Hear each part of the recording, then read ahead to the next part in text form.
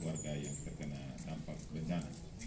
Nah, klasifikasi seperti kerusakan ringan, kerusakan sedang, dan kerusakan berat. Nah, khusus untuk berkaitan dengan relokasi, itu semuanya akan dilakukan secara detail dalam beberapa waktu ke depan ini. Ada beberapa hari ke depan akan dilakukan survei teknis, verifikasi teknis. Dan khusus untuk daerah longsor yang ada di Kelurahan Ekupu, itu terjadi di RT 3, RT 4, RT 10, RT 12, RT 14, RT 17, dan RT 20. Nah, ini di wilayah ini, rupanya tanah ini dia satu daerah, satu sambungan lapisan, patahannya sama. Nah, sehingga dari tingkat kerusakan, klasifikasi kerusakan yang dialami oleh warga terdampak ini, untuk di area relokasi nanti, itu tidak semuanya harus rusak berat. Walaupun sekarang dia rusak ringan, tetapi bisa juga dia akan kena relokasi karena area yang ditempati itu adalah area yang terancam berbahaya. Nah, jadi sesuai dengan arahan-arahan bahkan berita-berita media, kita tahu bahwa relokasi ini akan dilakukan segera. Nah, kita tahu bahwa mekanisme untuk penggunaan uang negara ini kan ada dia punya mekanisme tersendiri yang mesti dipenuhi oleh pemerintah itu sendiri. Sehingga terus berkaitan dengan berapa lamakah nanti akan dilakukan relokasi, itu saya kira pertanyaan tepat di BNPB atau dinas teknis. Soal berapa lama, tapi sesuai dengan rapat teknis yang dilakukan dan kami pemerintah dilibatkan juga, bahwa sesegeranya dilakukan relokasi. Kita harapkan kepada masyarakat supaya masyarakat bersabar, harus bersabar, dan sambil bersabar menunggu kebijakan pemerintah untuk melakukan relokasi, warga terdampak ini harus beraktivitas normal.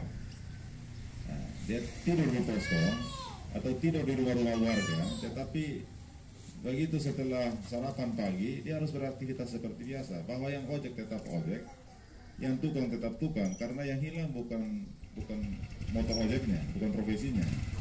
Nah, itu yang sekarang kami dorong supaya kemandirian. Pemerintah punya tanggung jawab untuk nanti melakukan relokasi dan bantuan-bantuan sesuai dengan mekanisme yang berlaku. Saya tadi lupa bahwa kita badai seroja yang terjadi, yang terkena dampak, warga terkena dampak di Kelurahan Ekupu itu berjumlah 880 kepala keluarga. Dari 880 kepala keluarga, yang rusak berat itu sekitar 200 lebih, dan yang hancur akibat longsor dan siap direlokasi 160 kakak. Yang kemudian validasi data dan nanti tim teknis melakukan verifikasi itu kemudian menentukan klasifikasi kerusakan sesuai dengan mekanisme yang berlaku. Tentu sebagai pemerintah yang paling dekat dengan masyarakat dan bukan saja melihat tetapi turut merasakan penderitaan yang dialami oleh warga terdampak, ya kami berharap juga nanti ada intervensi kebijakan anggaran dari pemerintah provinsi dan pusat. Kami berterima kasih karena ada beberapa kunjungan dari para anggota DPR RI dan juga dari MPR. Wakil Ketua MPR kapan hari juga ke sini. Kami berharap untuk adanya intervensi kebijakan sehingga warga yang terkena dampak rencana seroja ini bisa tertangani secepatnya dengan baik. Terima kasih. Oke, baik Pak Lurah, ini yang terakhir kita terbatas waktu begitu. Ya, selain tadi yang disampaikan ya bahwa walaupun ada dalam pengungsian, tetapi mata pencarian tidak hilang begitu, harus tetap berjalan begitu ya. Nah, ini terkait dengan anak-anak yang juga harus bersekolah secara online dan juga ada yang memasuki minggu-minggu ujian begitu. Nah, ini bagaimana tindakan dari koordinator atau dari pemerintah sendiri seperti yang disampaikan oleh Pak Asep bahwa lurah ini paling dekat dengan masyarakat begitu. Nah, tindakan atau antisipasi ini seperti apa, Pak? Ya, jadi yang kami lakukan koordinasi dengan berbagai pihak termasuk Telkomsel, kemudian PLN dan lembaga-lembaga BUMN, BUMD lainnya yang berkompetensi untuk memaksimalkan sarana-sarana yang ada. Nah, sehingga misalnya anak-anak sekolah mau belajar media menggunakan media online itu tidak terkendala karena jaringan. Kami juga agak sedikit kesal sebenarnya.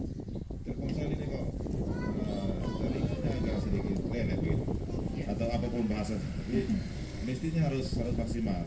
Nah, memang pemerintah kota ada menyediakan wifi gratis. Sekarang masih tidak berfungsi. Iya, semuanya rusak. Rusak semuanya, sehingga kami berharap supaya dari sisi swasta juga bersinergi untuk kita bagaimana menangani persoalan ini dengan baik. Gitu. Oke, baik. Langsung Pak Seth dengan closing statement Anda.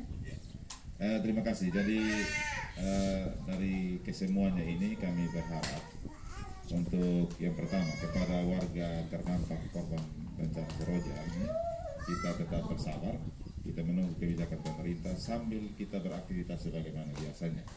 Dari seluruh stakeholder, elemen-elemen penting di kelurahan, kita mesti mendukung, memberikan pencerahan, memberikan bantuan dorongan moral sesuai dengan kompetensi yang kita miliki, supaya para korban bencana ini moral mereka semakin hari semakin lebih baik. Sementara dari pemerintah, kami tetap akan melakukan upaya-upaya sesuai dengan mekanisme yang berlaku untuk cepat dalam penanganan termasuk relokasi. Nah, saya kira begitu. Terima kasih Pak Lurah. Ya, mewakili koordinator Ibu Yulona Nenopek. Silakan singkat saja apa yang mau Baik, disampaikan. terima kasih sekali lagi Ibu. Saya koordinator Dapur Umum Posko 1. Seperti tadi Ibu tanyakan bagaimana dengan soal pendidikan anak-anak SD sampai SLTA. Tadi sudah sampaikan oleh Bapak Lurah kami bahwa setiap sekolah datang ke posko saya untuk meminta nama anak-anak khususnya kelas 9 yang SMP, mereka sudah mulai ujian dan kami kirim nama. Dan kelas 7 dan 8 mereka memberikan soal dan anak-anak kerja di rumah atau di posko. Saya perhatikan